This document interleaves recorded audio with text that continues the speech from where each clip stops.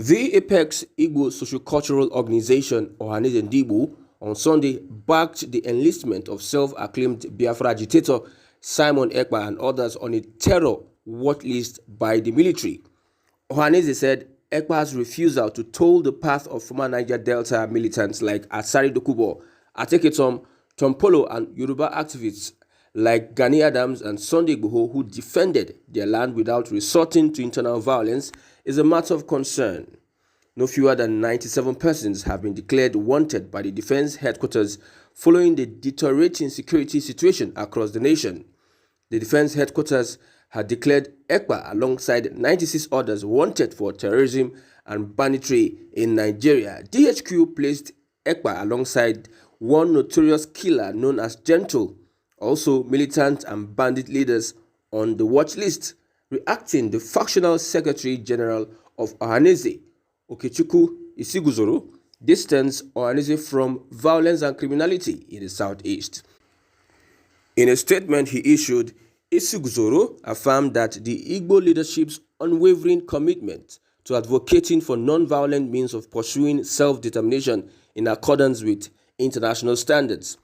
According to Isiguzoro, we echo the sentiment expressed by the detained IPB leader Nnamdi Kanu, emphasizing that criminal acts cannot go unpunished. Criminal elements portraying themselves as Biafra agitators have tarnished the genuine struggle for personal gain, leading to violence and economic disruption in the southeast region. The Finland-based self-proclaimed Biafra agitator Simon Ekpa has caused immense harm with his apparent joy in the suffering of others, inciting hate and stirring unrest. We question whether Ekpa's actions serve the interest of external adversaries or are driven by selfish motives. Ohanaeze Ndigbo has consistently urged all Biafra agitators to refrain from resorting to armed struggles and violence, emphasizing the need for peaceful methods. We have warned those seeking to exploit the Biafra cause for profit of the inevitable consequences their actions will bring.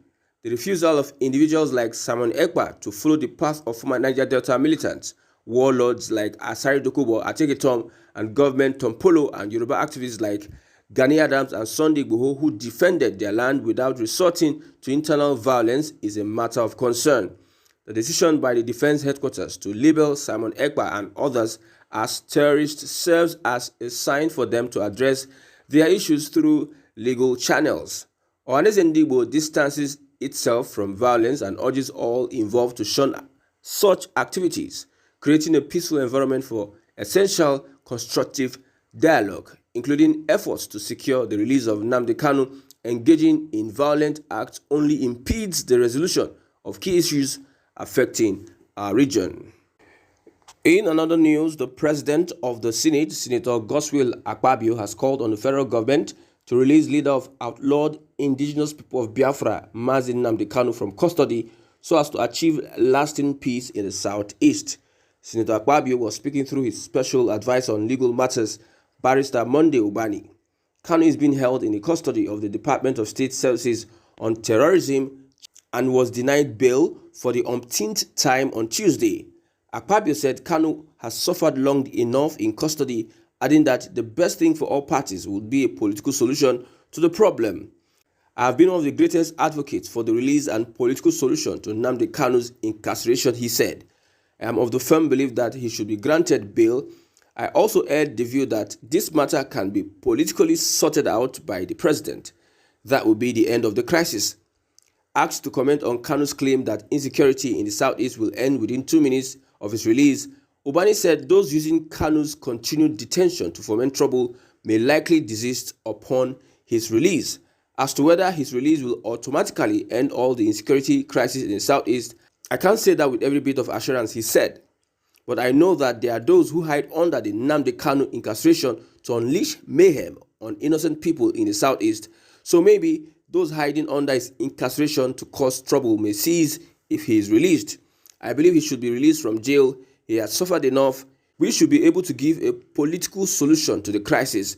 I know that some of the insecurity crisis can cease if he's released, but I may not be able to say that if he is out, every security in the region will cease.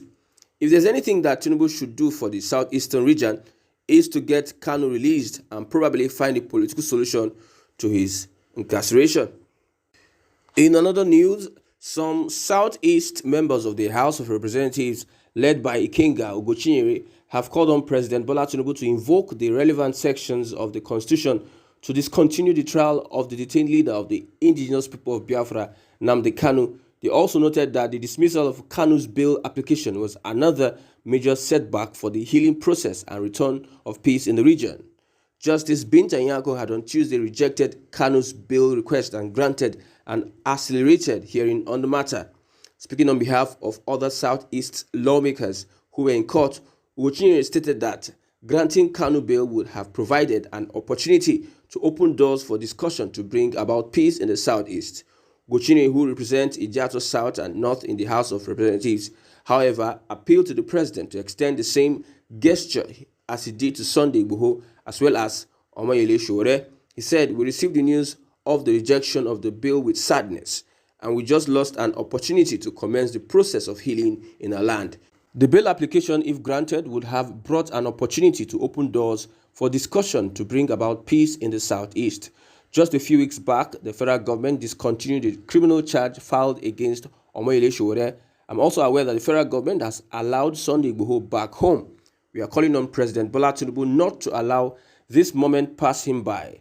What the president should do, and the Attorney General of the Federation in particular, is to invoke the power invested on him under Section 174 of the 1999 Constitution to discontinue the matter.